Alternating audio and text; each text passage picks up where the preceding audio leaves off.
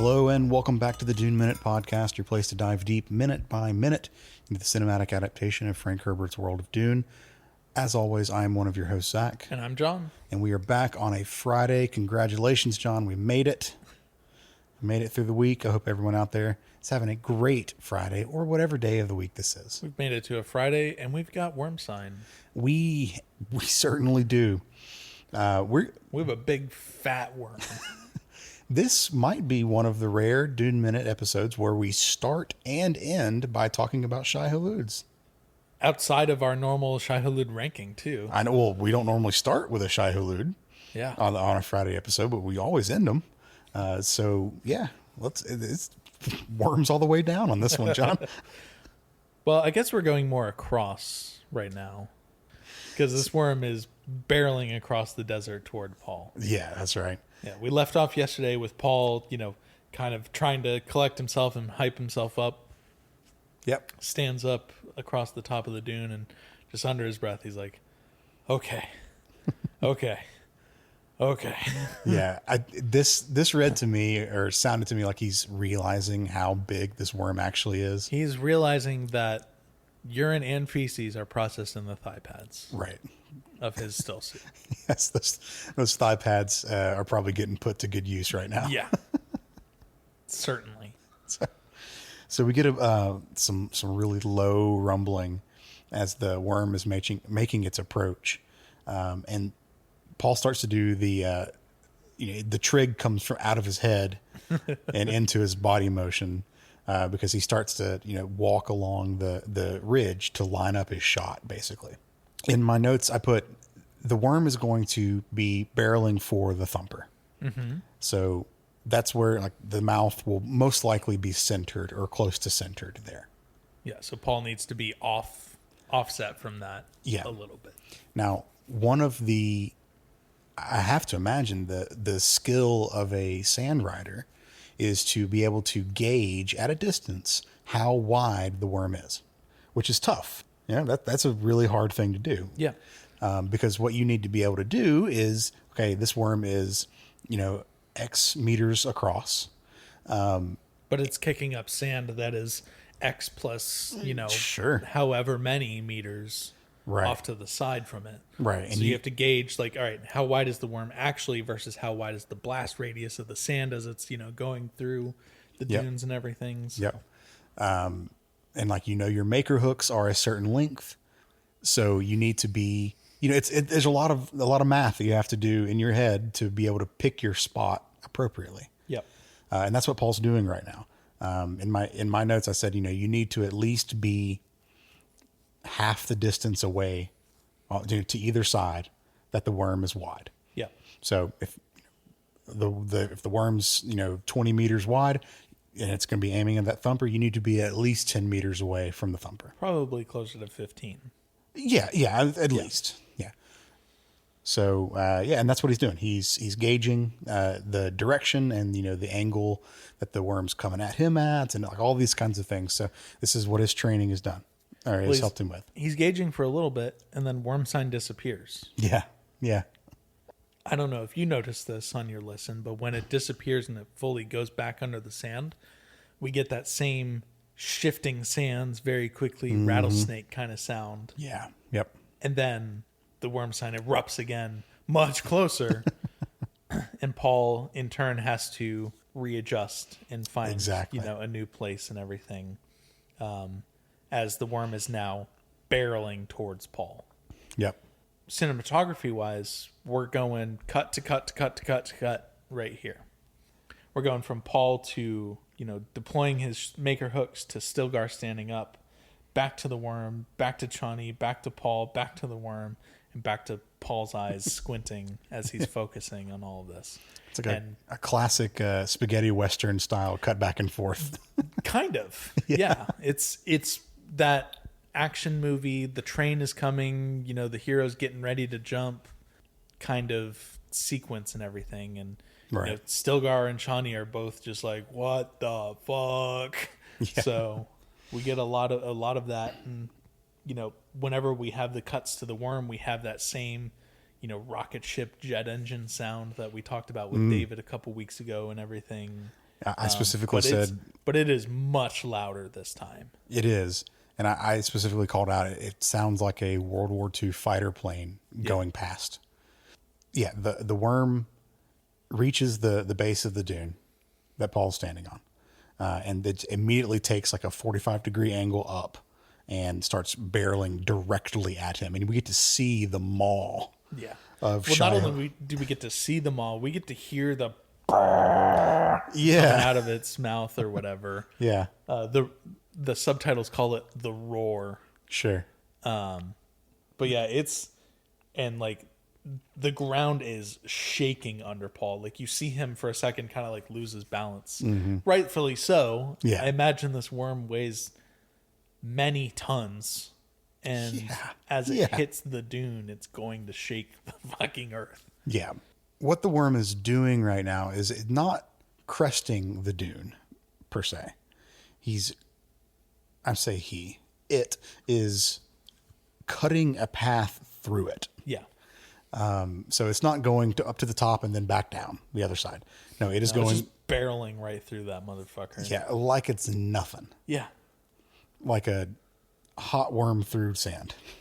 So, and at this point, it kind of becomes clear what Paul's objective is. I mean, obviously he's to ride a worm, but what he was doing when he was like lining up his shot is he was trying to figure out at exactly what point and what angle and how far he needs to be away from the worm as it cuts its way through the top of this dune. Yeah. So that thumper, that Stilgar lovingly tuned, out of here, gone. Yeah, no trace left. So did its job. Slight pause. I always found it to be interesting. Like when the Fremen talk about distances, Yeah. specifically like how, like if they have to travel a great distance and it requires, riding a worm, they always talk about it in quantity of thumpers. Okay. So like the trip from Siege Tabir to, the southern siege. I don't think we get a name for it yet. But they describe that as a 20 thumper trip. Got to refuel with new worms along the way. Yeah, exactly. Yeah. Yep. So, this thumper did its job. It's gone. The worm is starting to cut its way through the top of the dune. And the last shot of this minute is really a perspective shot. Yeah.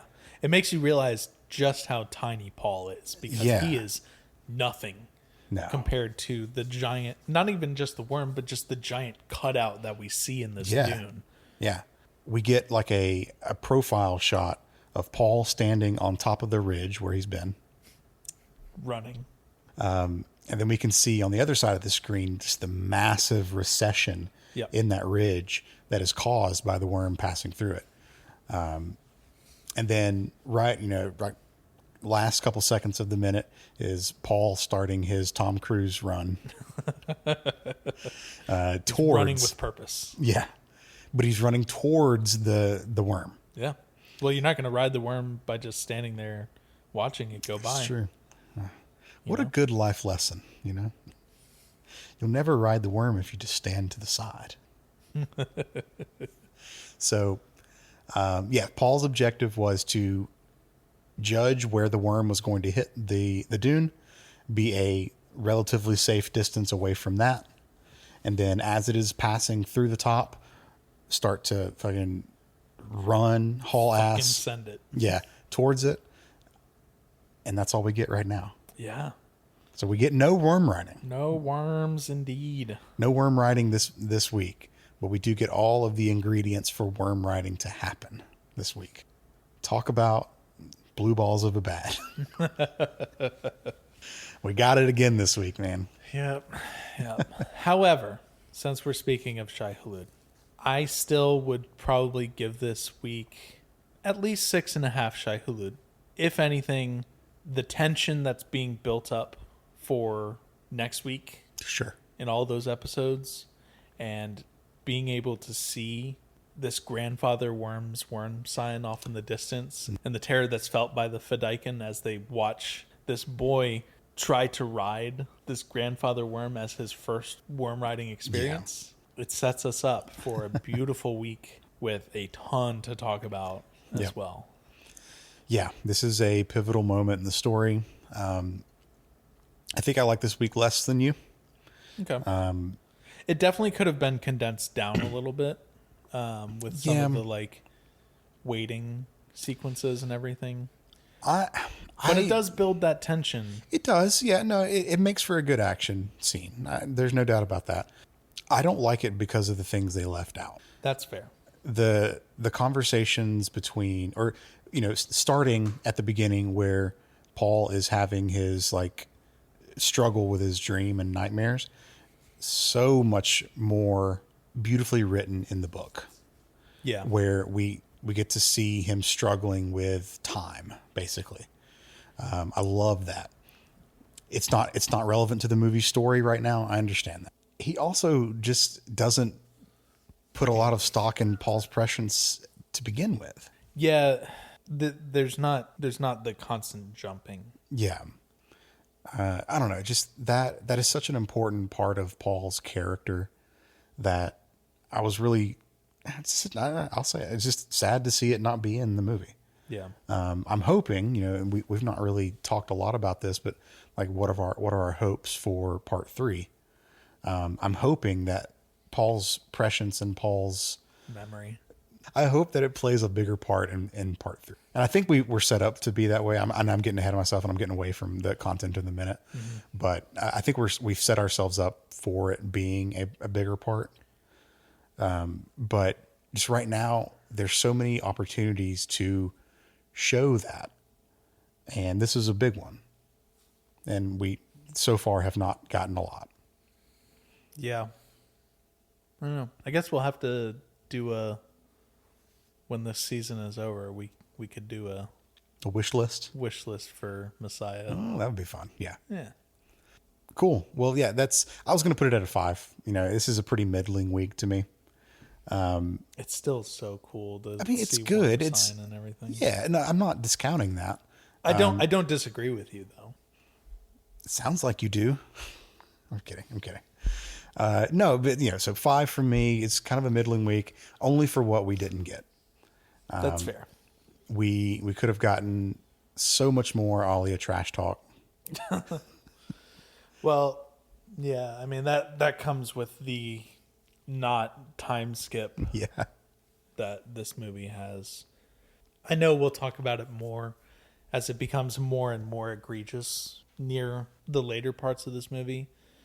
But I don't like the reasoning that the writers gave for not including the time skip. What their reasoning basically is it loses the tension of the need to quickly get to the Emperor. And I would say that by not having the time skip, it weakens the development of Paul into the Fremen culture.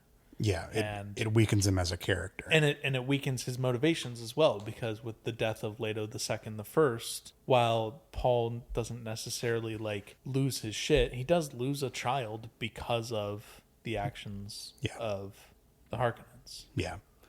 There were ways to restoke that fire and to re-raise the stakes. If they were worried about, the stakes being cooled off in that two year time period. Yeah. It was already written down how to get it back. Yeah. So, yeah, I get it. I mean, whatever. Yeah. Decisions are made. So, middling week for me. Still good. Any Dune's better than no Dune. So, even with Prophecy. Even with all Brian books. I haven't read a lot of them, so I can't really say. So, cool. Yeah, that's where I stand this week. All right, that's fair. Well, we will be back next week with a very action-packed week. But in the meantime, you can find us online. We are on Blue Sky at duneminute.com, and you can email duneminute@gmail.com if you'd like to get in touch with us as well. Otherwise, we'll see you on Monday when we come back for another week of the Dune Minute. All right, see you then. See ya.